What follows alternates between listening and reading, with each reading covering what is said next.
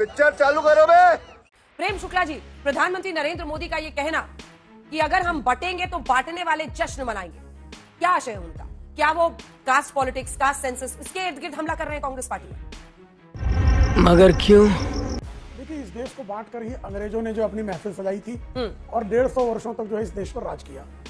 इस देश को बांटकर ही काले अंग्रेजों ने 70 वर्षों तक शासन किया।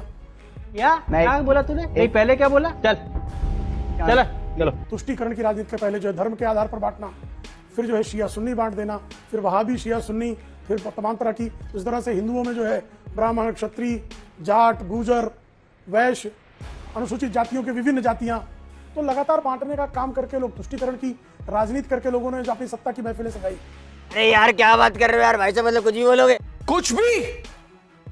कुछ भी इस देश को एक सूत्र में बांधकर सत्ता का जनादेश प्राप्त करने का कार्य अगर किसी ने किया तो आदरणीय मोदी जी ने किया, जो सबका साथ, सबका विकास, सबका प्रयास, सबका विश्वास का सूत्र वो हमेशा लगाते रहे, उसी के आधार पर शासन भी किया।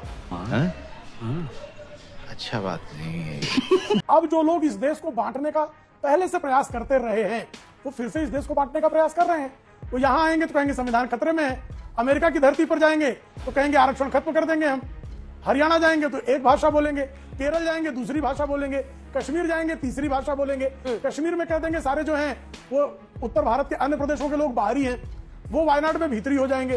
तो इस तरह से जाति के आधार पर, पंथ के आधार पर, भाषा के आधार पर, मजहब के आधार पर लगातार बांटने का काम किसने किया? मराठी गैर मराठी भेद कौन खड़ा करता था?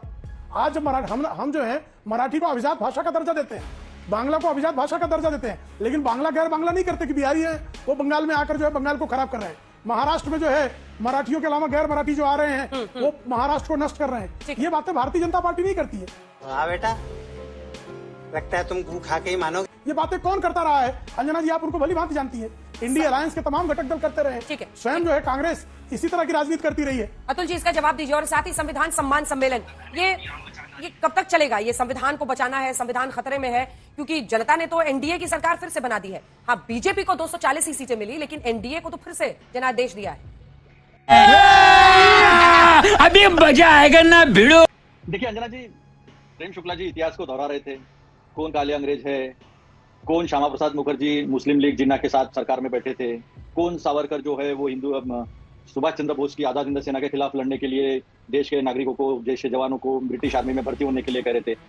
और 1998 तक जिन्ना के पोते से, जिन्ना के बेटी से पैसे लेकर पार्टी चला रहा था। ये सारी बातें जो है वो देश के सामने है, और किसने इस देश का बंटवारा किया ये पूरे देश को पता है, और खून से लथपथ इस देश की आजादी को किसने इकट्ठा करके खड़ा कर दिया ये भी सारे देश की जनता को पता चल चुका है। अब तक अब कुछ चलने वाला नहीं, झूठ चल नहीं रहा है, इसलिए परिणाम जो है वो सबके सामने है। ये बड़ी अच्छी बात कही आप। रही बात संविधान सम्मेलन की, वो पार्टी बड़ी बड़ी बातें कर रही है जिसने जिस दिन संविधान लागू हुआ उस दिन काला दिन मनाया। वो पार्टी हमें तिरंगा सिखा रही है, जिसमें तिरंगे में लपेट कर हम स्वाधीनता संग्राम में भी गए और उसके बाद में भी गए। तो उन्होंने इसे अशुभ कह दिया था, और ऑर्गेनाइजर और पंचजन्य में सबने देखा है, और लगातार इसका विरोध जो है करते आए। अभी अमित शाह जी ने तेलंगाना में ये कहा कि SC ST OBC का असंवैधानिक आरक्षण जो है हम हटा देंगे। क्या बात कर रहे हैं बाबा? लल्लू सिंह कौन है, ज्योति मिर्धा कौन है, अनंत हेगड़े कौन है, ये सारे, अरुण गोविल कौन है, ये सारे लोगों ने पूरे चुनाव के दौरान कि हमें 400 क्यों चाहिए, हमें 400 इस देश का संविधान बदलना है इसलिए चाहिए। लैटरल एंट्री किसने लाई? काले कानून देश के संविधान के तहत चलनी चाहिए थी संसद ना, 12 मिनट में पास कर दिए गए और 12 मिनट में वापस लिए गए। 725 किसानों की जान गई है उस कानून के लिए जो हक था किसानों का। अरे बाप रे, ये तो धोती खोल रहा है। किसने MSP का वायदा किया था? संसद ने किया था ना वायदा।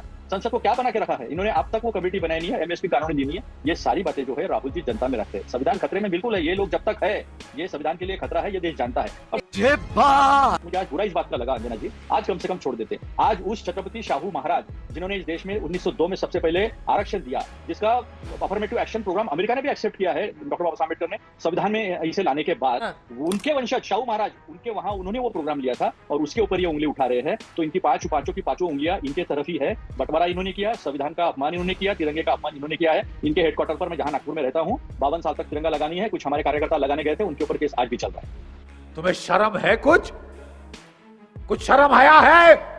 चलिए आशुतोष जी, अब आप इस मैदान में आइए, क्योंकि देखिए पीएम ने जो कहा है, प्रधानमंत्री ये कह रहे हैं कास्ट सेंसस, ये वही कांग्रेस पार्टी है जिसने एक वक्त पर आरक्षण के मुद्दे पर मंडल कमीशन की सिफारिशों को लेकर अलग राय रखी थी। आज वो कास्ट सेंसस, आरक्षण, इन तमाम मुद्दों पर क्या जातिवाद की पॉलिटिक्स के लिए आगे नहीं बढ़ रहे? क्योंकि उनको भी पता चल चुका है हिंदुत्व चलेगा तो बीजेपी को वाह वाह, अगर कास्ट के आधार पर फॉल्ट लाइंस को विपक्ष सामने रख पाएगा, वोट बटेगा तो विपक्ष की जीत होगी। ये तो मतलब कोई भी एनालिस्ट आपको समझाएगा। तो क्या ये जो स्ट्रैटेजी है उसके खिलाफ पीएम का हमला ठीक नहीं है? देखिए, प्रधानमंत्री जाहिर सी बात है वो अपनी पार्टी की बात करेंगे और वो विपक्ष पर हमला करेंगे, विपक्ष को जातियों के आधार पर बांटने की बात करेंगे, इसमें कोई दो राय नहीं। वो अपनी राजनीति कर रहे हैं, वो हिंदुत्व की बात कर रहे हैं, उनको महाराष्ट्र के अंदर चुनाव जीतना है।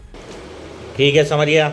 लेकिन जो लोग जाति की बात करते हैं, जो जातिवाद के बारे में बात करते हैं, मुझे कहना है कि इस देश के अंदर खुलकर जातिवाद होना चाहिए। इसलिए होना चाहिए क्योंकि ये जो पर्दे के पीछे सारी राजनीतिक पार्टियां हिपोक्रेटिक स्टैंड लेके चलती हैं, सारा ऐसी कोई कॉन्स्टिट्यूएंसी नहीं होगी जहां जाति के आधार पर टिकटों का बंटवारा नहीं होता। कोई भी पार्टी अगर ये कहती तो झूठ बोलती, कोई भी नेता कहता तो झूठ बोलता है। क्या बात है सर, क्या बात है सर, क्या बात, ये बात है। इसलिए जब आज ओबीसी के बारे में बातचीत होगी, जब दलितों के बारे में बातचीत होगी, जब आदिवासियों के बारे में बातचीत होगी, तो इसके बारे में कास्ट सेंसस क्यों नहीं होना चाहिए? और मैं तो साफ तौर पे कहता हूं कि भारतीय जनता पार्टी को कास्ट सेंसस कराना चाहिए। क्यों भाग रही हो? अगर उनको अपनी उपलब्धियों पर गर्व है, अगर सरकार को अपनी उपलब्धियों पर भरोसा है तो कराना चाहिए। लेकिन हैरानी की बात, ये कास्ट सेंसस तो छोड़ दीजिए, सेंसस तक कभी नहीं हो पा रहा। 2024 होगा, अभी तक नहीं पता सेंसस कब होगा। ये हिंदुस्तान के इतिहास में पहली बार मैं इस पर जवाब लूंगी उनसे, लेकिन आपने तो उसको बहुत करीब से देखा, क्योंकि आपको क्या ये बोला नहीं गया था कि अपना टाइटल, हम लोग जानते नहीं थे कि आशुतोष का टाइटल क्या है, लेकिन क्या ये पार्टी पर जैसे चुनावी मैदान में आप उतरे, आपको जाति बताने को कहा गया, आपने गुप्ता लगाया। ये तो लेटेस्ट न्यूज है। फिर मैं कहता हूं, एक अफवाह फैला के जरूर मेरे खिलाफ बातचीत मैं पूछना इसलिए मौका अब ये आज इस वक्त का जवाब देने का मौका नहीं है कि मैं क्या सफाई थी, इसलिए मैं आपको सारे सर्टिफिकेट दिखाऊंगा, फिर आपको समझ में। बात तो सही है।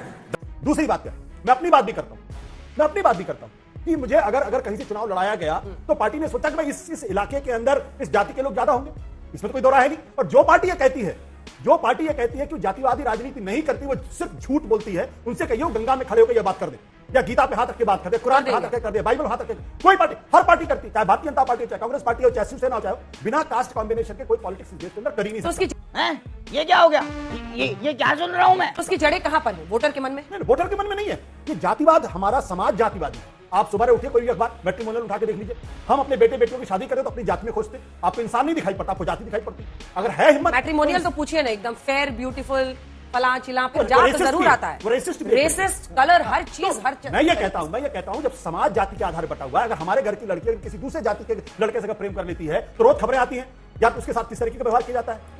अरे बाप रे, ये तो धोती खोल रहा है। लेकिन आप खुल के, फिर आपने शुरू पहली लाइन क्यों कही, ये मैं नहीं समझ पाई। आपने कहा पार्टियों को खुलकर जातिवाद करना चाहिए, मतलब खुलकर करना चाहिए। ये चुपके क्यों करते हैं, झूठ क्यों बोलते कैमरे के ऊपर आके? प्रेम शुक्ला जी, ये सीधा आपके लिए है। उसके बाद मैं सारी राजनीतिक पार्टी में प्रेम शुक्ला के बारे में बात करें, सारी राजनीतिक पार्टी को लेकर रहा हूं, सारी राजनीतिक पार्टी, सारी राजनीतिक पार्टियां, कोई ऐसी पार्टी इस देश के अंदर नहीं है, यहां तक कि लेफ्ट पार्टियां भी, वो सब जाति के आधार पर ही कैंडिडेट। मिस्टर शुक्ला, हम तो जातियों की राजनीति खुलकर करते हैं, जातियों को जोड़ने की राजनीति करते हैं, जातियों को एक दूसरे से लड़ाने की राजनीति नहीं करते हैं। झूठ बोल रहा है, ये बकवास कर रहा है। हम तो अंत्योदय की बात करते हैं, अंतिम पायदान पर खड़े व्यक्ति को जो है ऊपर लाने की बात करते हैं। हम पिछड़ा आयोग को जो है जब संवैधानिक दर्जा देते हैं तो पिछड़ों को अधिकार देने की बात करते हैं। हम जब मंडल आयोग का 84-89 में समर्थन कर रहे थे तो हम पिछड़ों को न्याय देने की बात कर रहे थे। लेकिन जो जाति के आधार पर आरक्षण का विरोध कर रहे थे पंडित जवाहरलाल नेहरू, जो मंडल आयोग की सिफारिशों को दबाकर बैठी थी श्रीमती इंदिरा गांधी, मंडल आयोग की सिफारिशें लागू होने के बाद जो उसको बंटवारे वाला शस्त्र बता रहे थे श्रीमान राजीव गांधी, आज उनका परिवार, जिस तरह जिसकी आज जात सिर्फ पूछ ली गई, संसद में श्रीमान राहुल गांधी की जाति पूछना इंडिया अलायंस की दृष्टि में अपराध हो गया था। तो जो अपनी जाति बताने को तैयार नहीं है, और ये कृपा करके बता देना जाति जनगणना बंद किसने कराई? पंडित जवाहरलाल नेहरू ने कराई, क्यों बंद कराई? उसका भी उत्तर दे दे। श्रीमती इंदिरा गांधी ने चालू क्यों नहीं कराई? राजीव गांधी ने चालू क्यों नहीं कराई? और जब 2011 में आपने जातिवाद जनगणना कर ली तो आपने उसके आंकड़े सार्वजनिक क्यों नहीं किए? आप क्यों नहीं? हम तो जनगणना कराएंगे तो कराएंगे ना। हमने ये फंस गया सीएम, इसे पार्टी की मीटिंग समझ के फंस गया। आदरणीय अमित शाह जी ने स्पष्टता से कहा है, आदरणीय अमित शाह जी जो गृह मंत्री है और जो जनगणना कराना जिस मंत्रालय के कार्यक्षेत्र में आता है, उन्होंने कहा हमें जाति जनगणना पर कोई आपत्ति ही नहीं है। हाँ, लेकिन उसको सावधानी पूर्वक करना चाहिए, क्योंकि उन्होंने जाति जनगणना कराई और 46 लाख से अधिक जाति, उपजाति, गोत्र निकले, और आज तक पार्टी ने अब 46 लाख जातियों में 542 सीटें, जिसकी जितनी हिस्सेदारी, जिसकी जितनी संख्या हमारी, जिसकी जितनी हिस्सेदारी, कैसे बांटेंगे? आशुतोष जी गणित के विशेषज्ञ हैं, यही बांट दें। कैसा कैसा मैं बांट के दिखा कहता हूं कि 542 सीटों को 46 लाख से अधिक जातियों में कैसे बांटा जाएगा? स्पष्ट तौर पे कहें कि इनकी सरकार कब जनगणना कराएगी। ये भारत के इतिहास में पहली बार हो रहा, हर 10 साल बाद जनगणना होती थी। महामारी का दौर था, जनगणना नहीं कराई। अब तो महामारी का 4 साल हो गए, अब कब जनगणना होगी भाई? आप बताइए ना। 2024 हो गया, 2026 2026 कब कराएंगे जनगणना? ठीक है, उसका जवाब दे। इसका बस 2 लाइन में दीजिए मुझे, आप 2 बजे के पास एकदम चिंता ना करें। आपकी जनगणना निश्चित कराएंगे। आशुतोष जी, आप अपनी जाति अगर छिपाना भी चाहें तो भी अधिकार आपको दे देंगे, बताना चाहें वो अधिकार भी आपको दे देंगे। तेरा तो गेम बजाना पड़ेगा। अतुल लौंडे पाटिल साहब हाथ उठा रहे थे, एक बार दिखा दीजिए उनको, जल्दी से उसको जवाब दे दें। ऐसा है कि बार बार मंडल आयोग को लेकर इतना बड़ा बड़ा झूठ परोसा जाता है, उसको मैं उसी पोल खोलना चाहता हूँ। मंडल जी ने खुद दिखाया प्रीफेस में कि मंडल आयोग के बाद जब इंदिरा जी की सरकार आई तो उन्होंने प्रीफेस में लिखा है मंडल आयोग के कि इंदिरा जी ने मुझे अगर मदद नहीं की होती पूरी तरह से फाइनेंशियली और मेरे सपोर्ट नहीं किया होता तो मैं ये रिपोर्ट पूरी नहीं कर पाता। क्या बात कर रहे रे बाबा। जहां तक राजीव जी की बात है तो राजीव जी ने कहा कि हमारे पास लिटरेसी होना जरूरी है, नहीं तो कुछ लोग जो है कुछ ही लोगों को फायदा होगा, ज्यादा लोगों को फायदा नहीं होगा। और उसके बाद 92 में उसका इंप्लीमेंटेशन करने वाली कांग्रेस पार्टी ही थी और ईडब्ल्यूएस का 10% का कोटा का जो ऑर्डर है वो भी कांग्रेस ने निकाला था, लेकिन उस वक्त सुप्रीम कोर्ट ने उससे मना कर दिया था। बाद में इंदिरा साहनी केस का जो है वो सारा लिखा जोखा है वो सबके सामने आया है। 2011 में ये जनगणना हो चुकी है, 2015 में इसके सारा डेटा आ चुका है, लेकिन झूठ बोला जा रहा है इतनी जातियां 46 लाख जातियां है। मजाक कर रहे हो जनता के साथ? क्या देश का 5000 साल का इतिहास पता नहीं है? 46 लाख जातियां। अरे भाई, कुछ भी आपने यानी एफिडेविट believable- लगाई। मैं बीच में बोला नहीं, मैंने बीच में बोला। मैंने बीच में बोला। बीच में नहीं, बारी बारी। पढ़ लिख कराया करिए, शुक्ला जी, पढ़ लिख कराइए। मैं जो दावा कर रहा हूँ वो निश्चित पढ़ा लिखा सही हूँ, दावा है। पढ़ा आप लिखा हूँ। वेरीफाई कर ले, शुक्ला जी, वेरीफाई कर ले अंजना जी। हाँ ठीक। ठीक है, वेरीफाई कर ले आप। हाँ, वेरीफाई कर लेंगे। मंडल आयोग ने 3242 जो है वो ओबीसी जातियां बताई थी। यही नहीं, अभी और सुनिए। अभी एक बात बताइए, इस देश में 70 साल में अगर कोई प्रधानमंत्री, पहला प्रधानमंत्री जिसने अपनी जाति बताकर मतदान मांगा होगा तो उनका नाम है आदरणीय नरेंद्र मोदी जी। किसने कभी किसी प्रधानमंत्री ने जाति बताई नहीं है और जाति को बताकर वोट लिया नहीं है। इस सज्जन को क्या तकलीफ है भाई? तो ये जो चुनाव के लिए जो फायदे उठाना है धर्म के नाम पर, जात के नाम पर, ये मेरे पास तो ये भी वीडियो है नरेंद्र मोदी जी। अरे ये तो तुर्क का पत्ता है, हिंदू धर्म का नाम, हिंदू कोई धर्म है नहीं, इसे तो चुनाव के लिए हम तुर्क का पत्ता इस्तेमाल करते हैं। इसका भी वीडियो है हमारे पास, उन्होंने कहा हुआ स्टेटमेंट। तो ये इस्तेमाल करते हैं और ये सारा पब्लिक डोमेन में है, ऐसा नहीं कि पब्लिक डोमेन में नहीं है। तो ये सारी चीजें जो है वो स्पष्ट तरीके से सामने है। कोरोना 2022 के अंत तक सब तरफ से खत्म हो गया था, 2 साल हो गए हैं, इन्होंने जनगणना जो है वो की नहीं है। ये सब लोगों के सामने है। और क्यों नहीं करते हैं? क्योंकि बड़े पैमाने पर बेरोजगारी सामने आएगी, बड़े पैमाने पर इन्होंने जो डिस्ट्रीब्यूशन किया है उसका झूठ सामने आएगा, इसलिए जल्दी से जल्दी जनगणना करना नहीं चाहते। ये स्पष्ट तरीके से सामने है। बेशर्मो शर्म करो, शर्म।